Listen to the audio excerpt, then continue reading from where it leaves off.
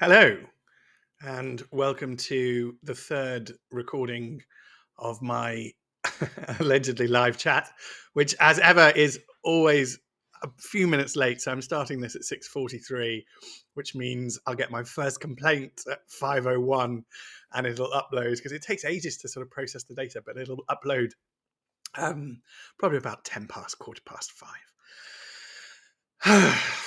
Hard to be cheery this week. And for the first time, I'm just going to do a little monologue at the beginning, just to explain what has happened, what I think is important, and where I think we go from here. So, we finally admitted the rape gangs. And I think that is the term that we use because many of us were aware of bits of this, and lots of true heroes. And I'm not trying to pretend I'm one because I'm generally not that brave.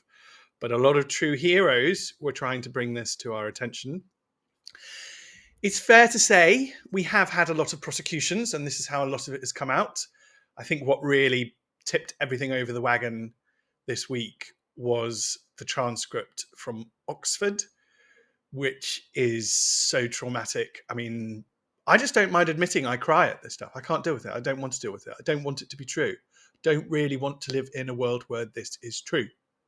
It's not how this is not how grown men treat innocent children. We look after them. We might get told off for buying them sweets and give them some cut up cucumber and hummus. This is not what we do. We make sure if they're crossing the road that they're holding someone's hand.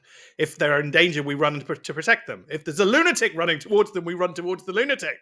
That is what I think grown men do. So I know it's very traumatic for everybody. I'm not going to claim some special upset, but I'm glad that the whole nation now seems to be awake to this. I think we must thank Elon. I don't know how you get around that, but there are huge numbers of others to be thanked. I'm aware that one languishes in prison, and that's a very, very difficult topic for me. I've talked before about a very difficult topic still for me. Not for me personally, but because I'm expected to behave in certain ways, and that's going to be a recurring theme of today. What I want to get out of all this is not the horror and the outrage. The criminal prosecutions must continue, and thankfully there are people in prison. What needs to happen now is that we need to get a proper investigation into why. Why did everybody fail? Because if this were the 17th century and this had happened, we could all go, oh, well, it's just what happens to poor people. That's what happens. But with the 21st century, we've got a developed social services system. We've got a police force everywhere. We've got teachers everywhere. We've got a whole safeguarding infrastructure allegedly built up over, at least 80 years of caring about this sort of stuff. Why did it all fail? And not just why did it all fail one place. So there is one place we should name, which is Oldham. Oldham is having its own investigation, which is a very bad idea. That was the idea of a Labour council. So the good people of Oldham got rid of them. And the new council asked the government, can we have an inquiry that's independent, please? Because we don't trust any of these staff members. Not because we dislike them all, but because some of them were obviously involved or possibly involved. So they asked the government for that. And the Labour government says, no, that's Jess Phillips. That's why I think she needs to resign. They obviously need an independent inquiry, but I've seen maps of where these atrocities have occurred in our country, and we clearly need an investigation into every single one of them. We need to very seriously be investigating, and that might be criminal investigation, but if I call for a criminal investigation of an individual, I've gone too far. Remember, I act within rules myself. I can't act like just a shock jock. It's not possible. It's not me. But there are potential criminal offences that may have been committed by a variety of job titles: politicians, police officers, social workers, teachers, connected public sector officials. There are then a range of what we call civil offences that may have been committed. So if a doctor is trying terribly hard, but actually is rubbish at their job, and they end up killing your relative, then we don't call them a murderer. We say that they negligently caused the death, and it's still bad, it's still wrong. There is then what we call a compensation. So there's compensation payable. And if these children can get compensation, then I am all for that. There was one awful case where a child did get compensation, and then the bad people were basically allowed to nick it off them. So again, really, really, really, I think need root and branch reform of our police. I would like this to be a sea change moment in our country where we start to work out what our priorities are. And to me, the priorities are not keeping a load of useless people in public sector employment. The priority is protecting our children. The priority is not demonizing any particular community, but that is so secondary to first you protect the kids. I mean, this is just utter garbage. The idea that the rather patronizing idea that ordinary people might somehow kick off is just pathetic. They've been victim of this for years. What we need is a functioning state. So I've called for an inquiry. Alicia Kearns called for one, and very specifically, she said, which I forgot because I can't think everything through. She said it needs to be time limited, which is absolutely right. And I think we need to encourage investigations by police forces so the two can run in tandem. There's a bit of a myth that you can't run them in tandem, but they just don't need to chat to each other, but there's no reason why they can't happen at the same time. That's perfectly fine. It's only the people who like to try and slow things down who say things like that. No. But we need somebody absolutely serious to be fundamentally accountable for this. That's how I think this will change. We get one person and we say, this is your job to run this inquiry. We know a certain number of people need to be sacked. We know a certain number of people need to be fined. We suspect a certain number of people need to be in prison. Can you please find them for us now? And then they need to go off and they need to have a system. They'll need to staff. They'll need a structure. They'll need to take it through the court and due process. Nobody is saying that these people are not entitled to the courts and due process. But we need an inquiry now. Now, on to the questions. I've picked out two that relate to the grooming gangs specifically, as it seemed a good segue. Mike, is there a legal reason why the term grooming gangs is overwhelmingly used in journalistic circles? Rape gangs should be used by all commentators now. Grooming gangs doesn't reflect the gravity. Now, so I posted a tweet about how I was deeply upset about the rape gangs. And then next morning, I posted one saying how we needed an inquiry into the grooming gangs. And I didn't put much thought into the differentiation of those words because to me, grooming is particularly awful. I spent 5 years as a governor of a primary school. So to me, grooming of a child is a term I'm very familiar with. I've come around to the idea that some people are using it to downplay the rape gangs. So if you notice my postings from now on, I am going to start using just rape gangs. I think there's a value in clear language always. There's no need to muddy the water. There's no benefit for saying grooming gangs when you can very clearly say rape gangs. So it wasn't, when I used grooming, it wasn't for any conscious or technical reason. It's just me tapping away. I'm now going to use rape gangs. The one that really pushed me over the edge was a tweet by a man it will become very apparent I do not care for, which is probably not terribly professional of me, but I do not care for him, called Nazir Afzal, who posted today, for those of you suggesting a national public inquiry into so-called grooming gangs will deliver accountability. So first of all, it's badly written because he's forgotten the word that. Secondly, what he's doing there is just deflecting. Nobody is suggesting that. And this is one of the tricks that they use in order to control people. It's like, oh, you can't suggest that I arrest all oranges. Nobody suggested arresting all the oranges. Maybe people suggested not allowing children to be raped. You loon.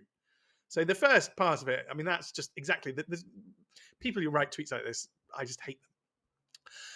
But then he went on, and in the quote I said, he called them so-called grooming gangs.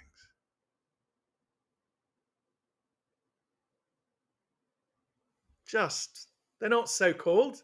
We've had loads of prosecutions.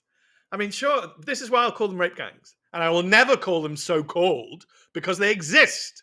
And this is I may have lost my temper. I may have sent a rude tweet. Oh well, these things happen. Um, he really pushed me over the edge, Mike. And I think I take that point now. Let's just all call them rape gangs. Let's not. And do you know what? When they change the language, they're usually only doing it because they want to obscure. They want to hide things. I've long suspected that the reason that anti-Semitism is called anti-Semitism and not just called anti-Jewish racism or just racism is because the people who are racist against Jews want to cause maximum confusion and want to sort of subtly imply that that type of racism isn't as bad as all the others.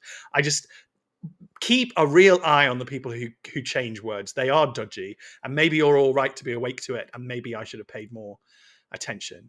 Kathleen, I once had an auntie, Kathleen. This guy's defense of the lack of need of public inquiry is something. You're talking about Nazir. Yes, I agree. Yeah, boils my blood. His claim that only one prosecution has ever happened as a result is utter nonsense. Even if it is not nonsense, is wrong. I mean, just the argument, Kathleen, is that because we've been completely unable to hold civil servants to account before, we should completely fail to hold civil servants to account again. This is how I imagine he talks. Because these people are just bureaucrats. They're just the state. They're just the system. They don't seem to have an ounce of humanity in them. This man, by the way, once tried to claim credit for prosecuting those so-called gangs. Just how he can both the sheer brass neck of it all, Kathleen, is sometimes just too much to bear. The Scottish Child Abuse Inquiry is ongoing. Good. Arrests have been made. Good. Staff are already in jail years ago following the curlew. I think that's curlew. I'll get in trouble. It's a Scottish word. In Scotland, recommendations are important, but resources are needed, and they don't get put in place. Just hold people to bloody account. We can do it. And for years now, the resounding cry of the British civil service and the British technocracy has been, you can't. Well, we can. And do you know what? We need to start saying we can and start saying we're gonna. Because this needs to happen. People write to your MPs, demand an inquiry. I don't care who your MP is. I don't care if you think that they're going to ignore them. Write to your MP and demand an inquiry. It doesn't have to be long. I demand an inquiry into the liability, what should we call it? Into the complete failure of various public sector workers and politicians to protect these children in these areas. We must have an inquiry into these third-party individuals. Not make it very clear. Don't let the Nazir Assel, we don't need an inquiry into the rapists because we know the rape. No, we're not calling for that. We're calling for an inquiry into the people who should have protected. Look, if somebody came and tried to steal my child and rape them, I would punch them in the face, and I would. That's not a euphemism. Because I want to make this very clear. Elon was quite outraged when dads were arrested for trying to protect their kids. Well, you're allowed in law to protect your children. You're allowed in law to protect your property. You're allowed in law to use reasonable force to protect all sorts of things and prevent all sorts of crimes. And what the bad people have been doing, and I've been watching this for years, is try and sow doubt there, try and take that away. Oh, you've gone too far. Oh, you can't really. You should just wait for the police. Don't you intervene yourself. What if you got injured? Shut up. If anybody tried to take my child, fisty, facey. And that's it. It's not more complicated. It's not more sophisticated. It's called protecting your kids. Okay? So we do need to take action. I think we write to our MPs. I think we try and protect our children as best we can. And I think it really is time. Kathleen, his defense on Starmer makes me sick to my stomach as somebody who worked in child protection. Yeah, I know. That's the other thing I always want to make it clear. Some social workers in child protection failed, but they will be the tiny minority. Most people who work in child protection are good. And actually, you should. It's what I do when I. When I mentor, I mentor young people from disadvantaged backgrounds. I will do Oxford interview prep or Cambridge interview prep, Oxford interview prep for the young people because their schools often don't offer it. And because I do it every year, I know I'm quite useful. But if the child is under 18, I always insist on safeguarding. And usually I get quite a grumpy pushback going, oh, they're nearly 18, or do we really need to be in the room with them? And I talk to the parent and I just say, look, it's not because I think I'm a risk to kids. It's because there are people out there who are a risk to young people. And I don't want them to ever be able to say, oh, they're nearly 18. 16's close enough. I just don't want them to just don't give them an excuse. Say, even someone as good as Stephen had to do this and was more than happy to have proper safeguarding put in place.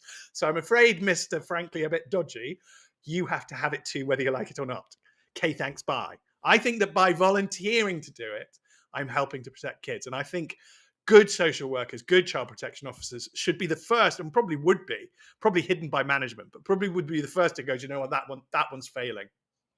That's why I don't think this is a fundamentally hard task. I think if you got the proper person and gave them the right support, they could literally. I know my local council officer, and I would walk in and I know exactly who I talk to, and you just say, "Tell me, name them," and you take them away privately. No, no liability, no records. Tell me now. Tell me everything, and you could do that, and that's what I think we need. Anyway, this is. We've got one last one on this for Hillary. What are the chances of bringing to book all those who willfully turned a blind eye to the rape to children? There is no chance if we give in. There is no chance if we stop calling for it. There's no chance if we all fail to write to our MP. There's no chance if I stop banging on about it. There's no chance if Elon stops banging on about it. There's no chance if the human bollard, who's going to give a speech on Monday, which, by the way, if he causes another riot, can he just not blame any of us? Just go away, you silly man. Anyway, there's a chance he's going to try and cover it all up on Monday, or just say that everyone who cares about the rape of a child is far right, which is probably the single largest definition of far right I've ever known, because I've got lots of lefty friends who care about kids. The idea it's a political divide.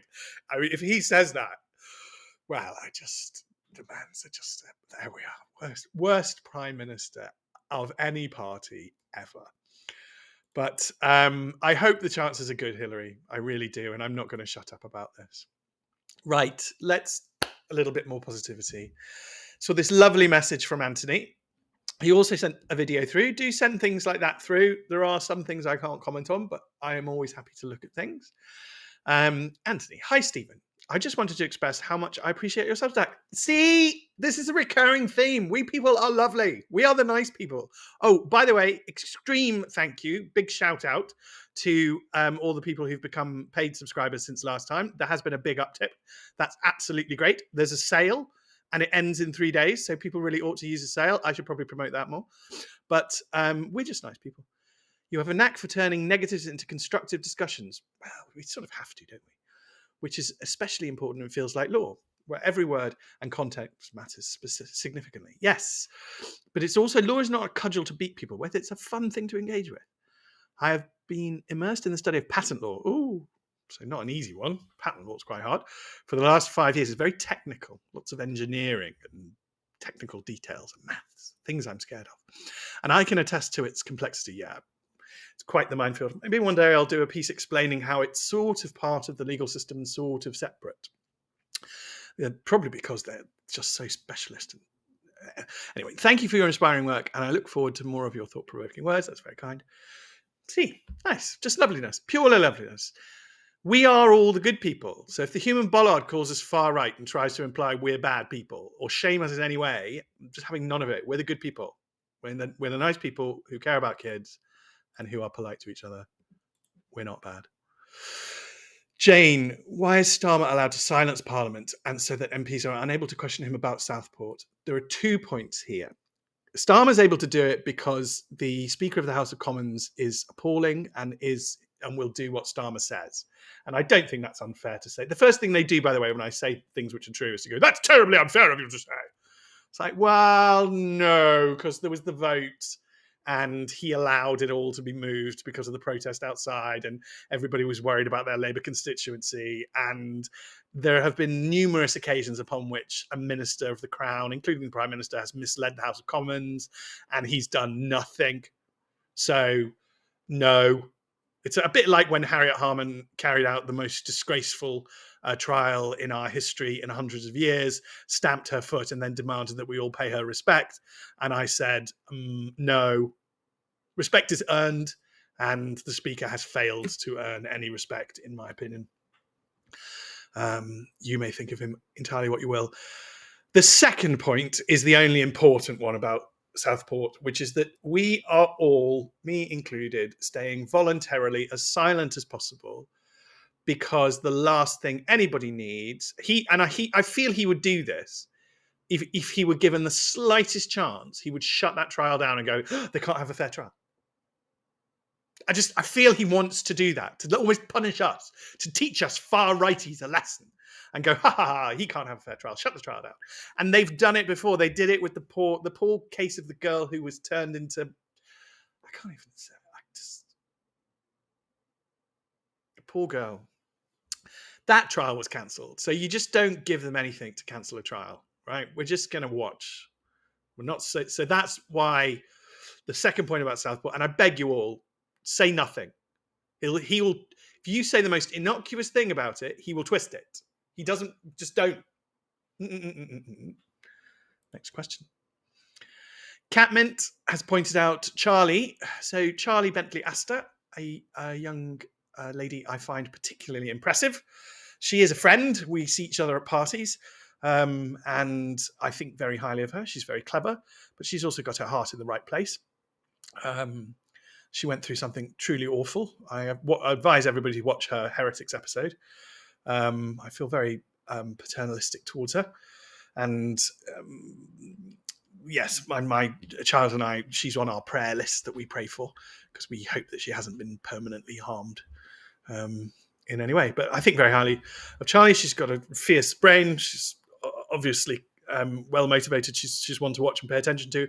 Charlie has just tweeted a point that really irritated me yesterday because I happened to be watching E4, as you do, and they advertised that they've got a documentary coming up on what they call, I mean, it's just so ill-timed, the false grooming allegations.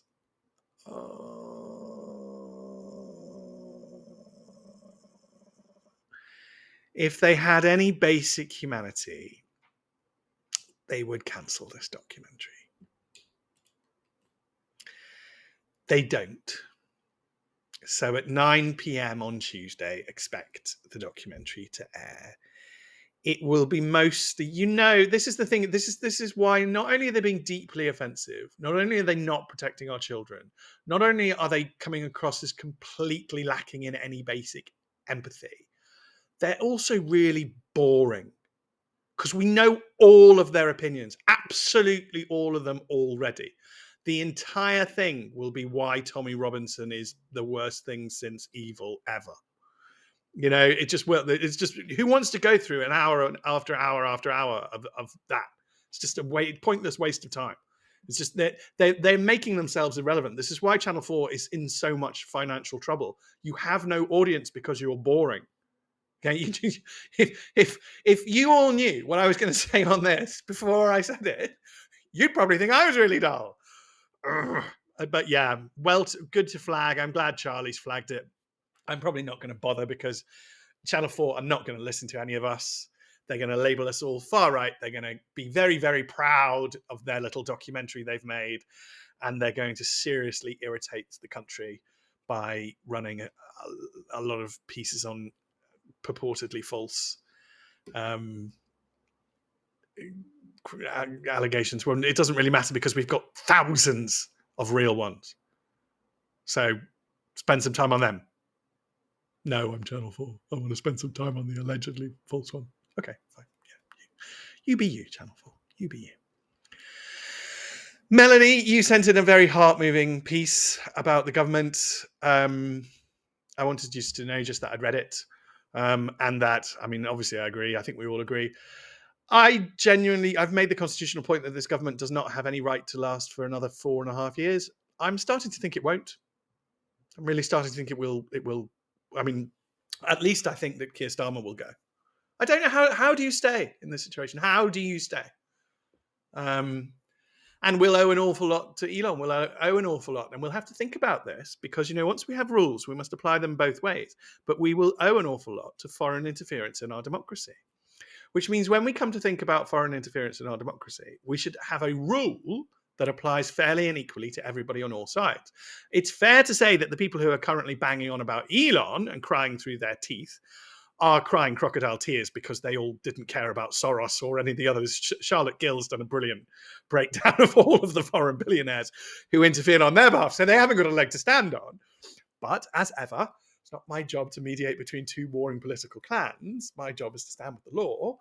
And we probably want to have a clear law, known in advance, applied equally to all, which we can enforce about foreign interference in democracy.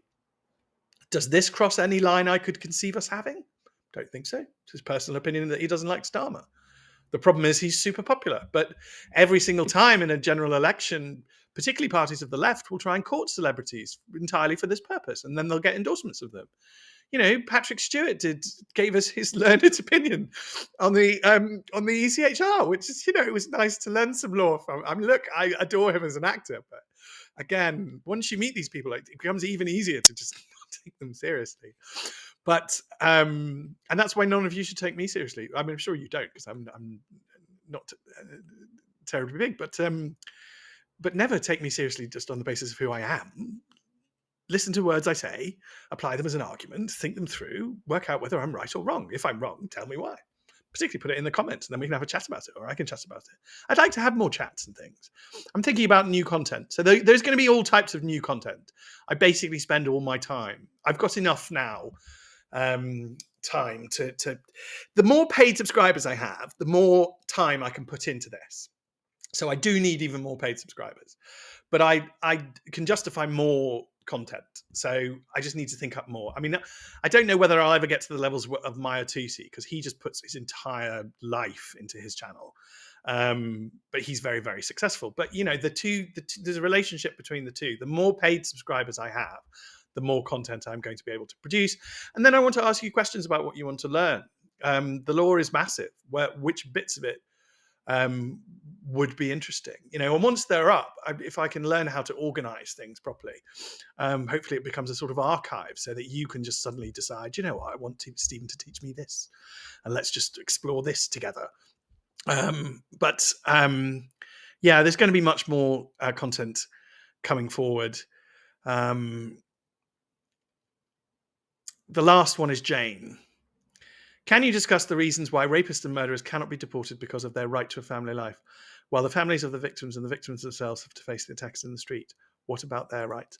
That's because the entire rights system has collapsed, Jane, because the court doesn't consider the victim's rights. It only considers the rights of the applicant, which is, as you have rightfully noted, stupid.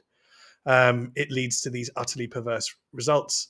We need to get out of the ECHR and get rid of rights-based this idea of rights-based legislation.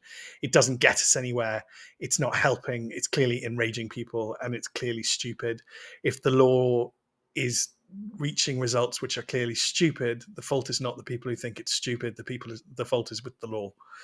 And I think there will be huge pushes in the future to get us out of all of this rubbish. I'm going to probably start at some point going further. I think there is massive corruption inside. I'm not accusing the ECHR of anything. But we have a number of international courts, number of international agencies, number of international refugee bodies. We had a massive scandal with sex abuse in the NGOs. I think the money to build those Gaza tunnels came from us. Scandal. And I think, hopefully, if we're ever going to fix the world, we need to address all this stuff. But the old days of letting them just patronize us, threaten us with calling us racist, and tell us that everything's absolutely fine, and by the way, you can't change anything anyway, that's got to be over. Absolutely got to be over. I was thinking about this. I'll probably tweet it. But I was thinking, somebody needs to incredibly politely heckle Starmer on Monday. But you've got to be very careful, because obviously they'll try and arrest you. They'll try and say that you're being aggressive. So just do it in an incredibly polite way. Somebody just sort of yells through the railing, "Hello, old chap. Have you ever thought about retirement? Barbados is looking lovely this time of year." That type of thing, where they really, how could they land a blow? It's like whenever I meet a police officer and I just say, "Hello, officer. How are you feeling? Good morning. How are you?" It's very difficult. Then there's no sort of it's a defense mechanism that I think we could use to sort of mildly troll Starmer. I'm very worried about Monday, so I don't know if there'll be more content I do over the weekend. Got an article coming out tomorrow. I'll do some more content over the weekend, whether it's about Starmer or whether he even lives that long. Who knows? He could be gone by tonight. Thank you very much, everybody. Take care.